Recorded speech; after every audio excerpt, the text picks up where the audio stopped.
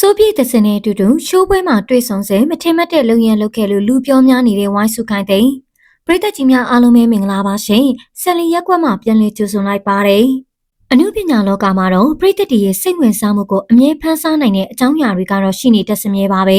အထူးသဖြင့်အခြေအနေနဲ့ပတ်သက်လာရင်ပရိသတ်တွေကပုတ်ပြီးစိတ်ဝင်စားစောင့်ကြည့်တတ်ကြပါတယ်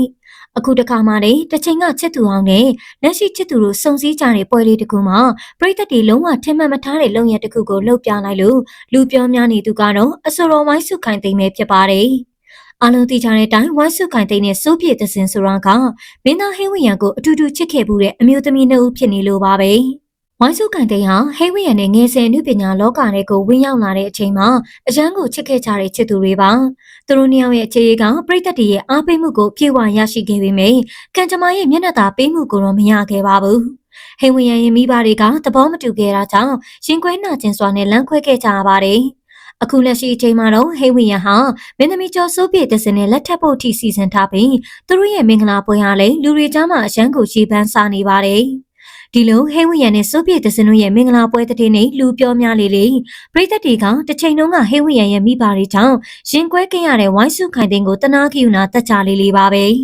ဒီလိုအခြေအနေမျိုးမှာပရိသတ်အများစုကဝိုင်းစုခိုင်သိန်းနဲ့စိုးပြေသစင်တို့နှစ်ယောက်ကိုတယောက်နဲ့တယောက်မျက်နှာချင်းတောင်ဆိုင်ခြင်းမှမဟုတ်တဲ့ပြိုင်ဘက်တွေရန်သူတွေလိုဖြစ်နေလိမ့်မယ်လို့ထင်မှတ်ထားခဲ့ကြပါတယ်အကယ်၍သူတို့နှစ်ယောက်သာအပြစ်မှဆုံးခဲ့ရင်ဘယ်လိုအခြေအနေတွေဖြစ်မလဲဆိုပြီးစိတ်ဝင်တစားနဲ့တွေးနေခဲ့ကြတာပါပရိသတ်တွေရဲ့အတွေ့အတိုင်းမှာပဲမကြသေးခင်ကကျင်းပခဲ့တဲ့နေပြည်တော်လေဝေးမြို့က28စုဖျားပွဲတော်ကြီးမှာဝိုင်းစုခိုင်သိန်းနဲ့စိုးပြေသစင်တို့နှစ်ယောက်ဟာတူတူတချင်းဆိုဖျော်ပြဖို့အကြောင်းဖန်လာခဲ့ပါတယ်လူတွေအားလုံးကသူတို့နှစ်ယောက်ရဲ့ဆက်ဆံရေးကဘယ်လိုဖြစ်မလဲစင်နောက်ကွယ်မှာစကားရောပြောကြရင်လားအဆင်ပြေကြရင်လားဆိုပြီးဆက်စုနေခဲ့ကြပါတယ်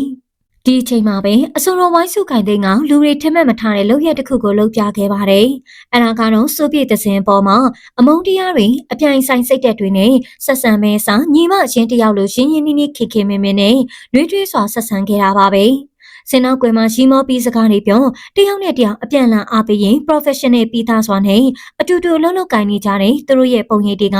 မြင်ရသူတိုင်းကိုအံ့အားသင့်စေခဲ့ပါတယ်။ရန်သူတွေလိုဖြစ်နေမယ်လို့ထင်ထားတဲ့သူတို့နှစ်ယောက်ကအခုလိုညီမရင်းနေလို့ရင်းနှီးချစ်ခင်နေကြတာကိုမြင်လိုက်ရတဲ့အခါမှာတော့ပရိသတ်တွေကချီးကျူးစကားတွေဆိုပြီးသူတို့နှစ်ယောက်လုံးရဲ့ရင်းချက်တည်ငြိမ်မှုနဲ့အဆင့်တန်းရှိမှုကိုလေးစားသွားခဲ့ကြပါတယ်ဒါအတိတ်ကရိတ်တွေနောက်ကိုမလိုက်ပဲပြစ်စုံပံမှာအကောင်းဆုံးရက်တီနေထိုင်ပြသွားတဲ့ရင့်ကျက်တဲ့အမျိုးသမီးနှစ်ယောက်ရဲ့အကောင်းဆုံးသောဥပမာတစ်ခုပါပဲပရိသတ်ကြီးတို့အနေနဲ့ရောချစ်သူဟောင်းရဲ့လက်ရှိချစ်သူအပေါ်မှာအခုလိုမျိုးညီမတယောက်လိုနှွေးထွေးစွာဆက်ဆံပြခဲ့တဲ့ဝိုင်းစုခိုင်သိန်းရဲ့လုံရအပေါ်ဘယ်လိုမြင်မိပါသလဲသူတို့နှစ်ယောက်ရဲ့ရင့်ကျက်တဲ့ဆက်ဆံရေးနဲ့ပတ်သက်ပြီးကိုယ့်ရဲ့အမြင်လေးတွေကို comment မှာဝင်ရောက်ဆွေးနွေးပေးသွားကြပါအောင်ရှင်